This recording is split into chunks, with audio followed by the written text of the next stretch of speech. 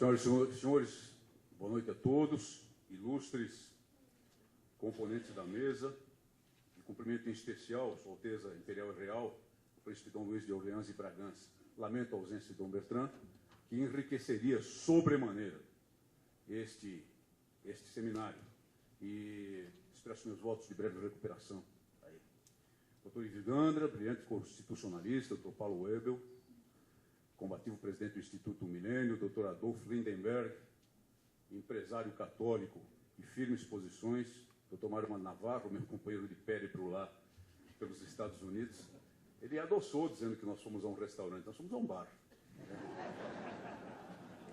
Era o único estabelecimento no caminho, enfrentando um congestionamento monstruoso num feriado americano, que nos permitiu assistir àquela tragédia, né? Mas isso solidificou a nossa amizade. Senhoras e senhores, a organização do seminário me pediu que falasse sobre pontos cruciais desse Plano Nacional de Direitos Humanos, versão 3. Este calhamaço aqui, que eu faço questão de mostrar e guardarei como peça histórica, como relíquia, porque ele foi impresso na noite do dia em que foi editado, foi dado a conhecer à nação brasileira esse monstrengo jurídico, que pretensamente é um Plano Nacional de Direitos Humanos. Foi anunciado no último dia de trabalhos do Congresso Nacional, antes da última sessão deliberativa e sessão de debates que ocorreria no dia seguinte, praticamente no fim dos trabalhos legislativos, talvez para evitar que houvesse debates a esse respeito. Mas, na noite daquele mesmo dia, mandei imprimir esse conjunto de papéis, que eu até brandi, parte deles, brandi da tribuna da Câmara no dia seguinte, num discurso de apenas 3 minutos, que era o tempo disponível pelo regimento interno naquele momento. Mas um discurso muito forte, que disse, com todas as letras, que essa coisa grotesca aqui era exatamente o contrário do que parecia ser. Nada tinha que ver com o Plano Nacional de Direitos Humanos.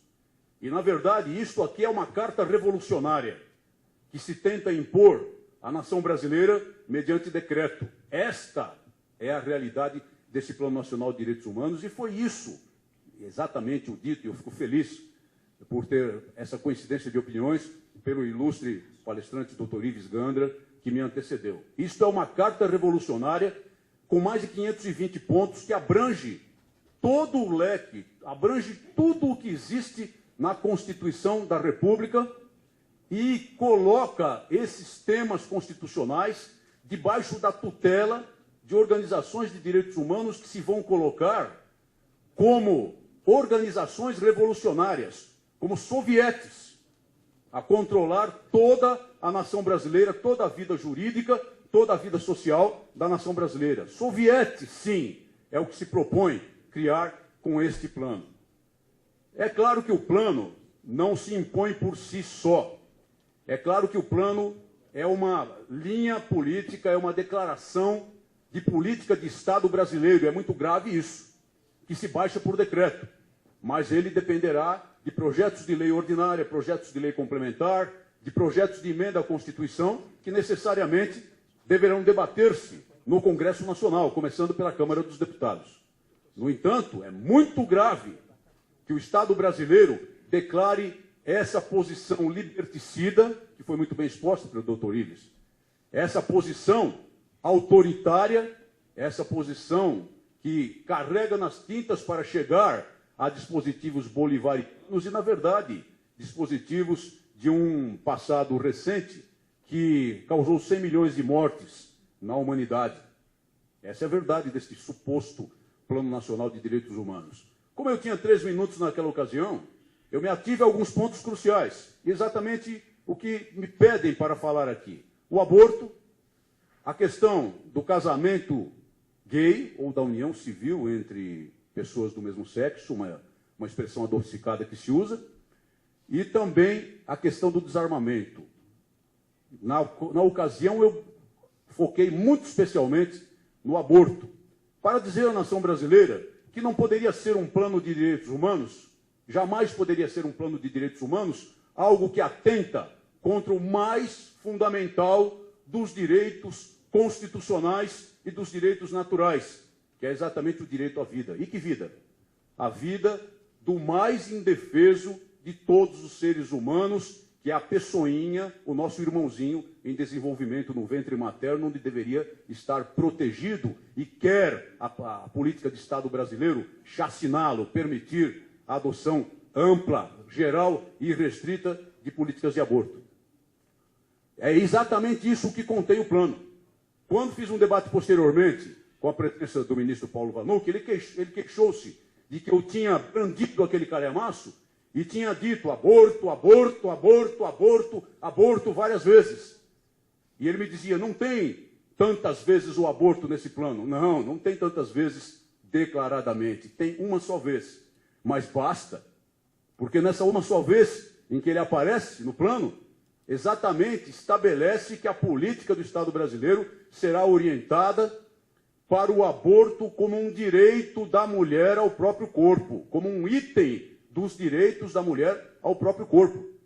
E, portanto, em desconsideração completa, a pessoa que a mulher carrega no seu ventre materno, que ela gesta no seu ventre materno e que nutre no seu ventre materno.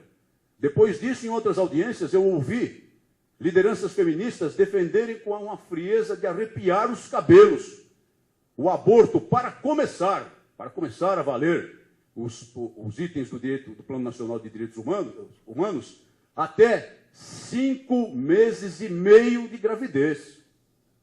Uma frieza de arrepiar os cabelos. Ora, nós todos sabemos, nós todos temos convicção de que a vida humana começa exatamente no momento da concepção no ventre materno. Ela é sagrada desde aquele momento porque ela carrega a centelha divina de que todos somos dotados. Desde aquele primeiro momento, trata-se de uma pessoa, desde aquele primeiro momento, trata-se de um ser humano que ainda depende do organismo da mãe, mas é um ser humano com toda a sua integridade e nós não temos, um juiz de direito não tem, a lei não tem o direito de dispor dessa vida. Agora, como é possível que se faça a defesa de um item como esse com essa tranquilidade? É muito simples. Adotam-se políticas partidárias nesse sentido. Nós tivemos recentemente 2 deputados federais do Partido dos Trabalhadores perseguidos, processados no seu partido porque se atreveram a falar contra o aborto e se atreveram a militar contra o aborto, descumprindo, desatendendo a imperativos do estatuto partidário.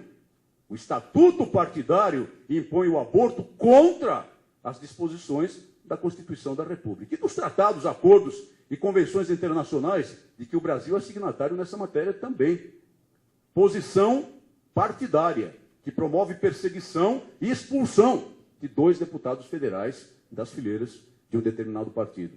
A posição ideológica justifica tudo isso e os interesses de potências estrangeiras que querem um controle populacional no nosso país explicam também como é possível haver essa facilidade de desenvolver uma política monstruosa, uma política de chacina de inocentes no ventre materno como essa.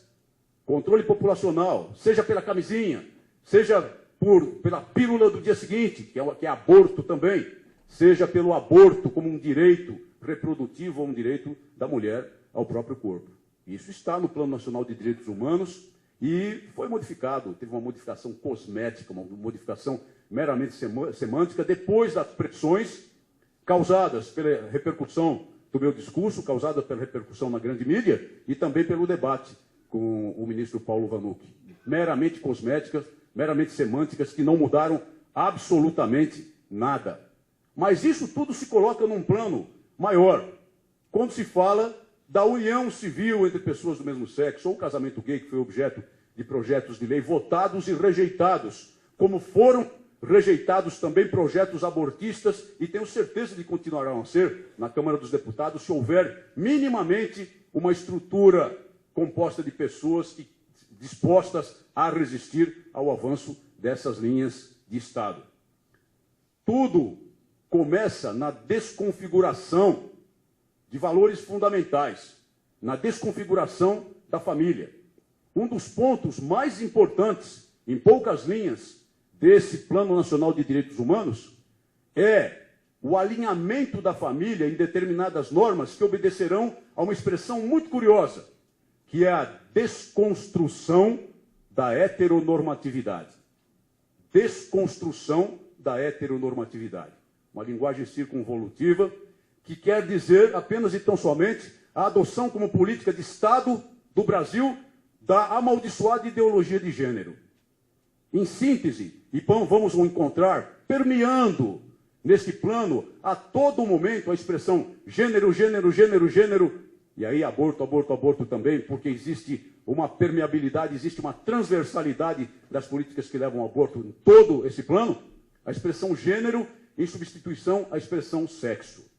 De acordo com a ideologia de gênero, que se tenta impor por esse plano, um menino não nasce menino.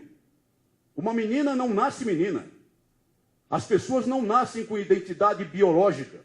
As pessoas não nascem com identidade espiritual.